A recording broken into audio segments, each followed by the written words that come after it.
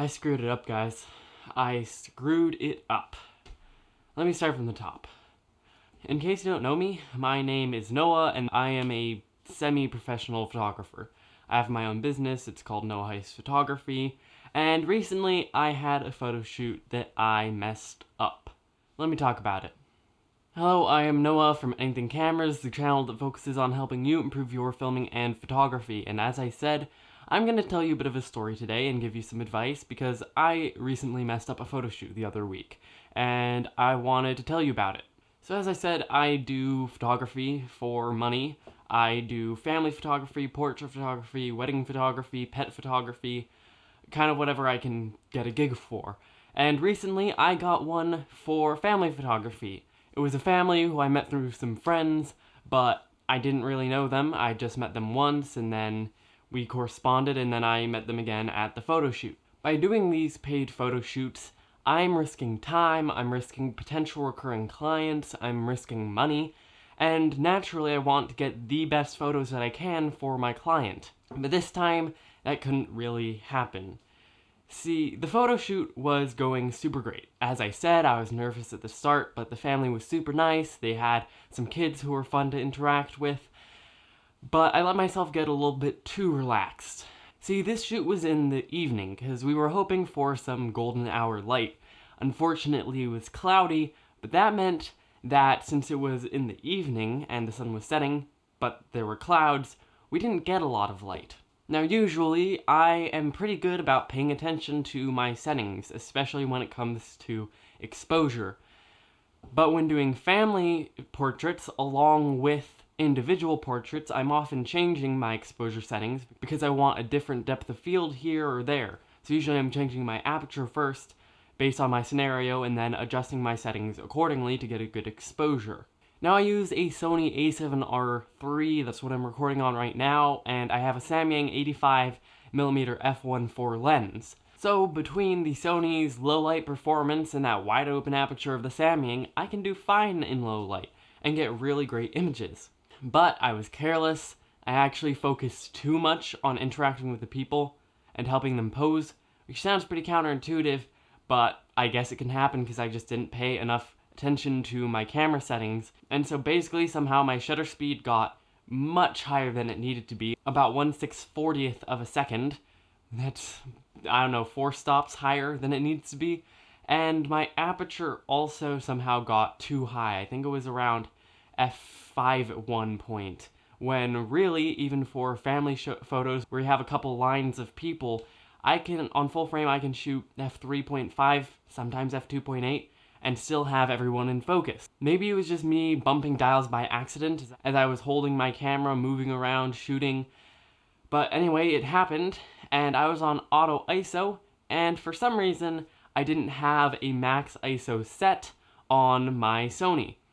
So I could see in the electronic viewfinder that my exposure was fine as I was composing, but what I didn't realize was that my aperture and shutter speed were too high and therefore my ISO was being boosted to 12,800, which looks surprisingly good on the Sony, but introduces enough grain and reduces the definition enough that during editing, after I got them loaded on my computer, I started to realize my mistake. Now, these clients of mine, they want to get big prints of these family photos printed out to hang in their house. But even when you have 40 plus megapixels at an ISO of 12,800, you're not really gonna have enough definition to do that. So I edited the photos best I could, applying some careful noise reduction and sharpness to try to bring back that definition and detail. I made several of the images black and white and added a vignette, and adjusted the curve to make them look almost filmic. But I knew I'd messed up and I knew that these photos probably weren't going to be satisfactory to my client. So I got them exported, I uploaded them to Google Drive and sent them to my client. And here's my advice to you. Sometimes you just have to be honest and admit your mistakes and offer to redo it for them. Unfortunately, there's no other way to remedy the issue, and if it was a wedding or some other event that you can't reshoot, then you're probably going to have to give them a refund and they will still be unsatisfied with your services. And it's kind of just the nature of messing up, and we all do it sometimes. So I got them exported. I uploaded them to Google Drive and sent them to my client and said, hey, I have to be perfectly honest with you, I kind of messed up my camera settings, so you might notice a lack of detail in these images. If it is a problem, then I am happy to reshoot the photo shoot for you at no extra fee. We can work something out, just let me know what you think. But luckily, this family, as I had mentioned, was super nice, and so the father with whom I was corresponding, he replied and said, no, we appreciate your honesty and we'll take you up on that offer to reshoot the photo shoot. So we started talking again and we arranged a date a couple weeks later for another evening shoot in hopes of a golden hour, and this time we did get a golden hour. And the photo shoot went really, really well. The parents were super understanding, the older kids who were teenagers were maybe a bit unenthusiastic at my return, but the little kids were actually super happy to see me, and because we'd all worked together before, we kind of knew how it would go, and the family was less nervous and more relaxed, so the shoot actually went really, really well. Plus, I had that nice golden hour light so I could get some nice bokeh, and the images turned out amazing. Possibly my best photos ever. And so in the end, it worked out okay, and I learned my lesson not to be too careless about settings. I actually had a wedding shoot the day after the original shoot for this family, and luckily I didn't mess up those settings. And so those turned out fine, and it could have been a lot worse off if I had messed up that wedding. So anyways, after this shoot for this family, I loaded the images onto my computer, got them in the editor, edited them. As I said, they turned out amazing, so I sent them to the family. They were super, super happy.